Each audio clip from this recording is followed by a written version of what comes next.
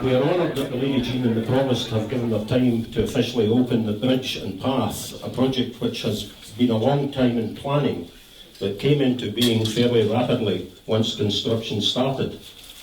We are very grateful to the Lady Jean and Arran Estate and Calmac for the gift of the land on which the path is constructed.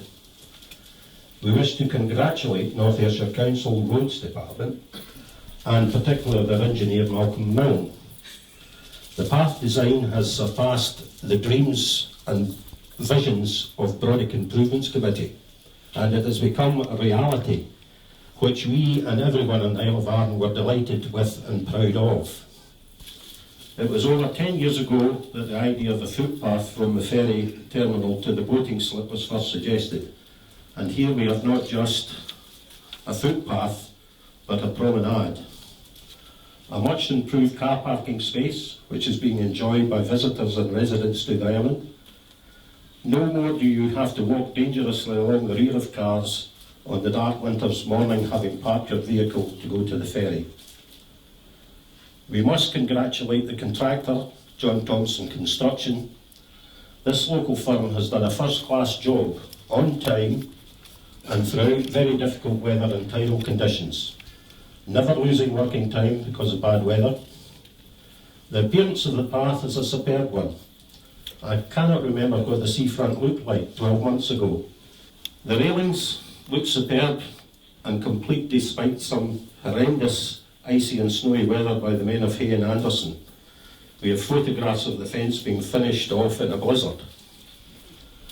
The new footbridge by Dodson and McRae looks terrific, and one forgets that the original Millennium Bridge constructed by the Army in 2000 looked like. We are delighted that some of the original grid features were incorporated in the new design. We have wonderful new flower beds from an original design by Donald Wilson of North Ayrshire Council and constructed to the very highest quality by a local man, Brian Farker, and Nathan Simpson of Arran Stonemasonry. The stone, I must say, was donated to us by John Thompson Construction. We've received so many compliments on how attractive the beds are. The shrubs, which have been planted by Stevie Bunyan and Donald Wilson, are healthily growing well and look great. Present today is Ed Carrick of Wallace Stone Consulting Engineers, who was involved in the construction of the boating slip and the planning of the new footpath over 10 years ago. We are delighted that he is here with us today. We must thank our funders, Argyll and Islands leader, North Ayrshire Council, together with the relatively small but generous contributions from the people of Brodick, who have made it possible for Brodick Improvements Committee to contribute to the project. The project could not have got off the ground or onto the beach without the drive and ingenuity in coordinating this funding by the Access Officer of North Ayrshire Council, Louise Kirk. If it had not been for Louise, the path would not exist. She helped us throughout the bad economic climate, cuts and cutbacks, and managed to get it constructed for us. Thank you very much, Louise. It has been said that I might be the last chairman of Brodick Improvements Committee, but I've been told to say I promise I will behave from now on.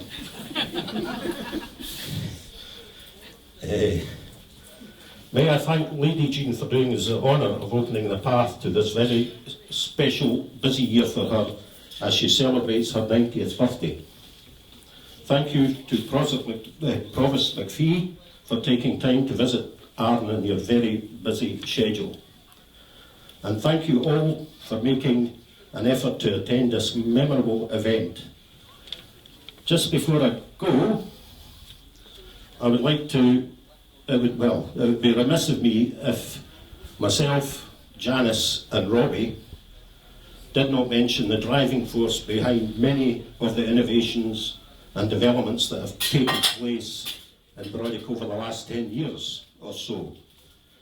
Our very youthful and enthusiastic secretary during this time has been Mr. Harry Davison, and his work he has done throughout phone calls, writing letters, some of them very begging, taking minutes, digging holes, laying gravel, help a little village and island off the west coast of Scotland to have its own Christmas lights, tidying beaches, picking up stones, organising social events, ceilidhs, bird suppers, calling meetings, arranging monthly members' draws, building bridges, arranging funding for everything, and lastly making Brodick a safer place with this wonderful walkway along the front leading to the Fisherman's Walk and Brodick Castle beyond. You name it, Harry's done the lot. All this plus being a great help and support to the chair people, all three of us, and the good folk of Brodick and Arran. We owe a huge debt of gratitude to Harry Davison. On this, I would like to give Harry a wee token. Will you come forward?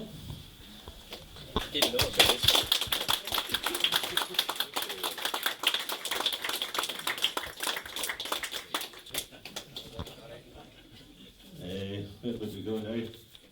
Meanwhile, we'll call it a finished out, and I ask Lady Jean to give a toast to Brodick Improvements Committee.